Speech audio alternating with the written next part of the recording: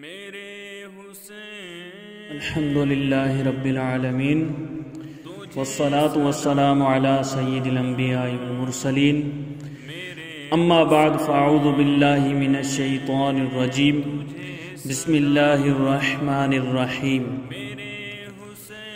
حر کو جنت بھی ملی، اوج شہادت بھی ملا، ایک نظر میں شاہ نے قطرے کو دریا کر دیا۔ زہیر بن قین کی واپسی کے بعد عمر بن سعد جنگ کا آغاز کرنے کے لیے آگے بڑھا تو حر بن یزید نے ابن سعد سے کہا، خدا تیرا بھلا کرے، کیا تو ان سے لڑے گا؟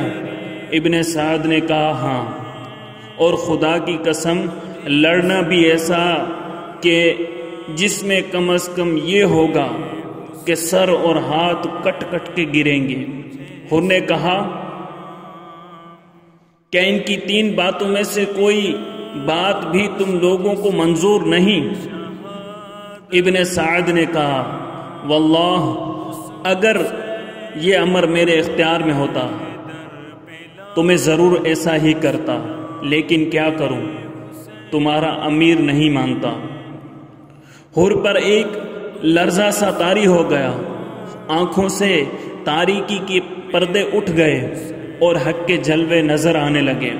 حر کی یہ حالت دیکھ کر انہی کے برادری کے ایک شخص مہاجرین اوس نے حر سے کہا، واللہ آج تمہاری حالت عجیب ہے، میں نے کسی جنگ میں تمہاری ایسی حالت نہیں دیکھی، حالانکہ میرے نزدیک تم اہل کوفہ کے بہادروں میں سے ایک بہادر ترین انسان ہو، پھر یہ حالت کیوں ہے؟ حر نے کہا، خدا کی قسم میرے ایک طرف جنت ہے اور ایک طرف دوزخ ہے، اور میں درمیان میں کش میں مبتلا ہوں کہ کدھر جاؤں۔ حر نے فرمایا برادر تجھے یہ بھی ہے خبر، اس لڑائی میں مقابل ہے پیمبر کا پسر، عاقبت سے جسے لڑنا ہو بلا خوف و خطر، اس لڑائی میں دکھائے وہ دلیری کے ہنر، درمیان نے دوزخ و جنت کے کھڑا ہوں میں، خوف زدہ دوزخ سے ہوں اس وقت بے تاب و تواں۔ پھر کہا، خدا کی قسم اب تو جنت کی طرف ہی جاؤں گا، خواہ مجھے ٹکڑے ٹکڑے کر دیا جائے یا زندہ جلا دیا جائے۔ یہ کہہ کر آپ نے اپنے گھوڑے کو ایڑی ماری اور گروہ اشقیاء سے نکل کر امام عالی مقام کے پاس پہنچ گئے۔ نکل کر لشکر اعداء سے مارا حر نے یہ نعرہ کہ دیکھو یوں نکلتے ہیں جہنم سے خدا والے۔ امام پاک کی خدمت اقدس میں حاضر ہو کر عرض کی، یا ابن رسول اللہ، میری جان آپ پر فدا ہو، میں وہی شخص ہوں جس نے آپ کو واپس نہ جانے دیا اور راستے بھر آپ کے ساتھ رہا اور اسی مقام پر ٹھہر جانے کے لیے مجبور کر دیا تھا، مگر خدا وحدہ لا شریک کی قسم مجھے یہ گمان تک نہ تھا کہ ان لوگوں کی بدبختی اس حد تک پہنچ جائے گی اور یہ آپ کی تمام شرائط کو رد کر دیں گے۔ میں تو خیال کرتا تھا کہ آپ کی پیش کردہ شرائط میں سے کسی شرط کو مان لیں گے اور صلح ہو جائے گی، واللہ اگر مجھے یہ معلوم ہوتا کہ یہ لوگ آپ کے ساتھ ایسا سلوک کریں گے تو میں ہرگز ان کا ساتھ نہ دیتا، اور جو گستاخیاں مجھ سے ہوئیں اور ان کا مرتکب نہ ہوتا۔ ان میں اپنے کیے پر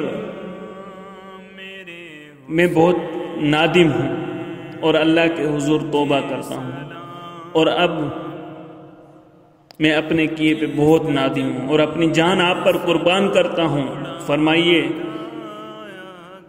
کیا میری یہ توبہ قبول ہوگی؟ آپ نے فرمایا ہاں، اللہ تمہاری توبہ قبول کرے گا اور تمہیں بخش دے گا۔ تمہارا نام کیا ہے؟ کہا حر بن یزید، فرمایا تم دنیا و آخرت میں انشاءاللہ حر یعنی آزاد ہو، گھوڑے سے اترو۔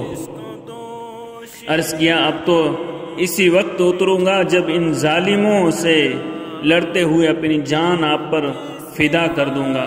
فرمایا اچھا جس طرح چاہو کرو، اللہ تم پر رحم کرے۔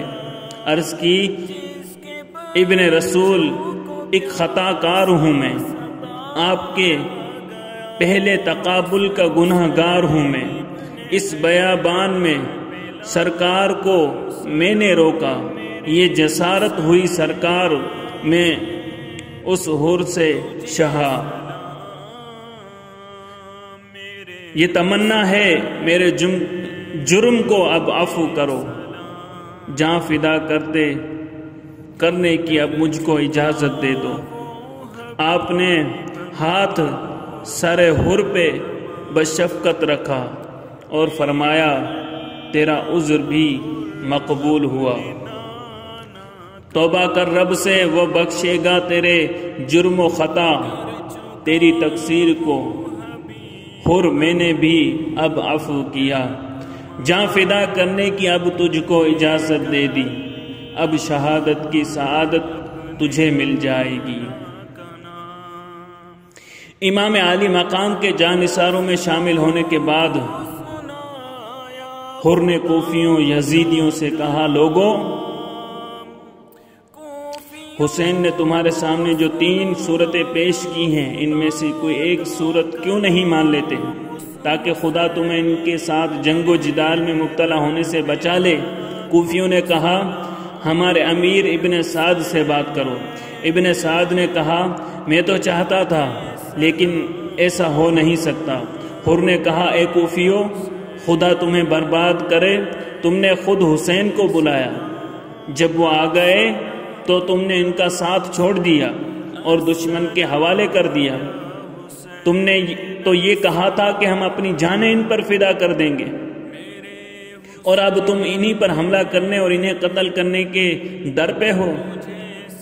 تم نے انہیں چاروں طرف سے گھیر لیا ہے، ان کو اور ان کے اہل بیت کو اللہ تعالیٰ کی وسیع و عریض زمین میں کسی طرف جا کر امن و امان سے رہنے سے روک دیا ہے۔ اس وقت وہ بالکل قیدیوں کی حالت میں ہیں، اور تم نے ان پر نہر فرات کا پانی بند کر رکھا ہے جسے یہودی، نصرانی اور مجوسی سب پیتے ہیں، اور اس میدان کے سور اور کتے تک اس میں سے پیتے ہیں۔ اسی پانی کے لیے حسین اور ان کے اہل و عیال تڑپ رہے ہیں۔ تم نے حضرت محمد صلی اللہ علیہ وسلم کے بعد ان کے اولاد کے ساتھ کیسا برا سلوک کیا ہے۔ اگر تم نے اسی وقت توبہ نہ کی اور اپنے ارادوں کو نہ بدلا تو قیامت کے دن خدا تعالیٰ تمہیں بھی پیاسا تڑپائے گا۔ کوفیوں نے حر پر تیر برسانے شروع کر دیے، اور حر وہاں سے لوٹ کر امام پاک کے سامنے آ کھڑا ہوا۔